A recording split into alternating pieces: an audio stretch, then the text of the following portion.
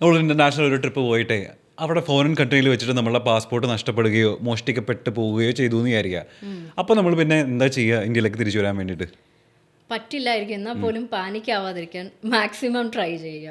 Right, first step ചെയ്യേണ്ടത് നിങ്ങൾ ഏറ്റവും നിയറസ്റ്റ് ആയിട്ടുള്ള ഒരു ലോക്കൽ അതോറിറ്റിയിൽ ഇൻഫോം ചെയ്യുക. പോലീസ് സ്റ്റേഷൻ ആകാം, നിങ്ങൾ ഒഫീഷ്യലി അവിടെ ഇൻഫോം ചെയ്യുക. ആൻഡ് ദെൻ മേക്ക് ഇറ്റ് റെക്കോർഡിക്കൽ that your passport is lost or stolen എന്നുള്ളത്. നെക്സ്റ്റ്, ഏത് കൺട്രിയിൽ നിങ്ങൾ പെട്ടുപോയാലും അവിടെ ഹെൽപ്പ് ചെയ്യാൻ ആക്ച്വലി പറ്റുന്നത് ഇന്ത്യൻ എംബസിക്കോ അല്ലെങ്കിൽ കോൺസുലേറ്റിനോ ആയിരിക്കും.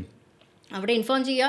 EC സർട്ടിഫിക്കറ്റ്, അതായത് എമർജൻസി സർട്ടിഫിക്കറ്റ് വാങ്ങുക എന്നുള്ളതാണ് ഏറ്റവും ഇമ്പോർട്ടൻ്റ് ആയിട്ടുള്ളൊരു step.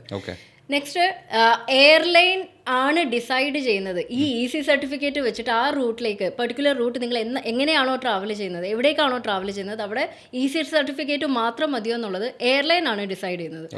Vouchers, return flight tickets, hotel address, ഇതൊക്കെ എപ്പോഴും ഹാൻഡി ആയിട്ട് കയ്യിൽ കീപ്പ് ചെയ്യുക. ഡിജിറ്റലി തന്നെ കൈ കീപ്പ് ചെയ്യാനും കൂടെ ശ്രമിക്കുക. നിങ്ങൾ ഫിസിക്കൽ വൗച്ചറൊക്കെ എടുക്കുകയാണെങ്കിൽ പോലും ഇതെല്ലാം ചെയ്ത് കഴിഞ്ഞിട്ട് നിങ്ങൾ തിരിച്ച് വരുന്ന ദിവസം, അതായത് എയർപോർട്ടിൽ എത്തുന്ന ദിവസം അറ്റ്ലീസ്റ്റ് നിങ്ങൾ 3 മണിക്കൂർ മുമ്പാണെങ്കിൽ കുറച്ചും കൂടെ നേരത്തെ എയർപോർട്ടിൽ എത്തുക. ആ last moment Kais maximum avoid ചെയ്യാൻ നേരത്തെ നിങ്ങൾ എത്തിയാൽ അത് ഹെൽപ്പ് ചെയ്യും. ഇനി ഇന്ത്യയിൽ എത്തിയതിന് ശേഷം എത്രയും പെട്ടെന്ന് പാസ്പോർട്ട് റീ ഇഷ്യൂ ചെയ്യാൻ നോക്കാം.